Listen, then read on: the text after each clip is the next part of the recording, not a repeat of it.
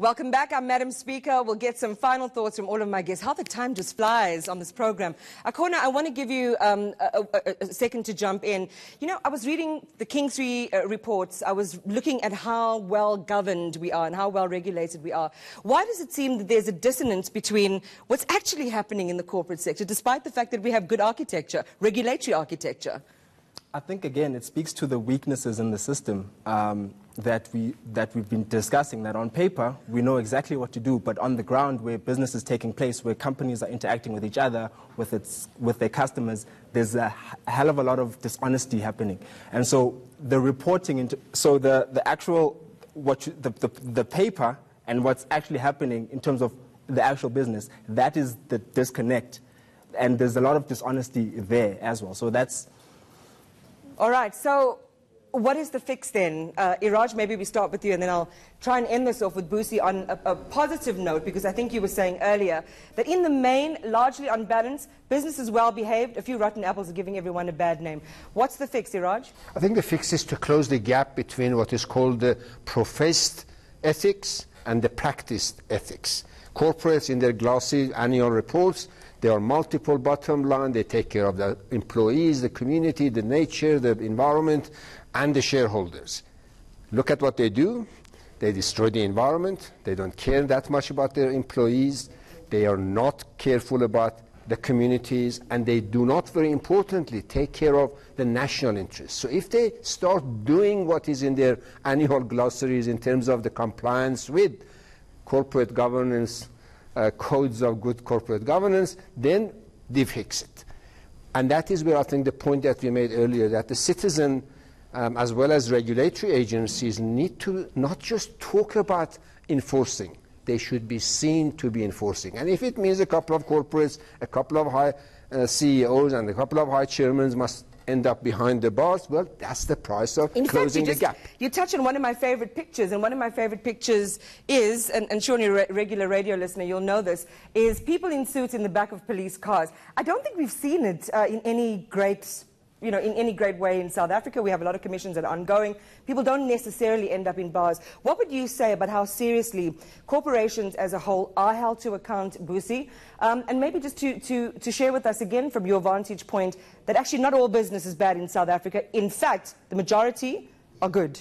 In fact, the majority are good, and that is actually a fact. So unethical conduct within corporate South Africa is really an anomaly, and where we're at as corporate South Africa, and as BLSA in particular, we're trying to come up with an ethics barometer. We're trying to define exactly how a good corporate citizen ought to behave, taking the learning... some of those. So what is a good corporate citizen in South Africa? A good corporate citizen, obviously, is that is a force for good. Is that is actually not only existing to just generate profits, but to ensure that the goodwill that the company generates is shared, by the employees and by the community, stakeholders, and whatever the case is. And obviously, as we come up with that framework, we will then look at how do we ensure that we institutionalize the framework, within organizations at large, and there is a lot of work that is going on in as far as that is concerned. And like what? We should be... Like what work that's happening in terms of that? The ethics barometer itself, and coming up with that framework and with that template. And we're going to be working with the very same KPMGs, Bain SA, and McKinsey, to get the learnings from... Iraj had his head in his hands. Why? But you see, if these are the companies that have actually gotten themselves through these pitfalls, they are obviously in a position where they can share good learnings, and I don't think that we can discard that. We cannot let a good crisis go to waste. And that's You're not a believer? I do not believe you can rehabilitate hardcore criminals like KPMG and McKinsey and Bain. These are not individuals, corporate entities that can be rehabilitated by talking with them and persuading them. It's too far gone, is what Iraj is saying. What does my jury think? I'll give the final words to Sean and to Jeanette. I don't know if it is too far gone yet, but just on that point, I think that those are the companies we keep talking about, but there's a whole bunch that we haven't uncovered their secrets. So I think there's a lot of work for journalists and kind of other parties to do. But I think maybe there is hope in the future generations that corporates can kind of do what's good for society and not just their shareholders. You believe corporations have a heart? No. And I don't think that they will ever change, because going forward, it seems like they're all after profits, they're all after making money. And well, I don't want to leave it on a negative note, because we've got to have some power, right, as citizens. Akona, Cynthia? I think there are companies out there who are prioritizing sharing the value with society, with their clients, as much as they prioritize their shareholders. But if that is to happen, we need to regulate a lot better. We need to improve in terms the manner in which we regulate. And lastly, please, let's find Banyana a sponsor right now. Hallelujah, amen. I agree with you 100%. They're playing Nigeria this weekend, I think it is, on the way to the World Cup. Cynthia, very quick final word from you. We don't need more regulation. We've got tons of it, and it's good.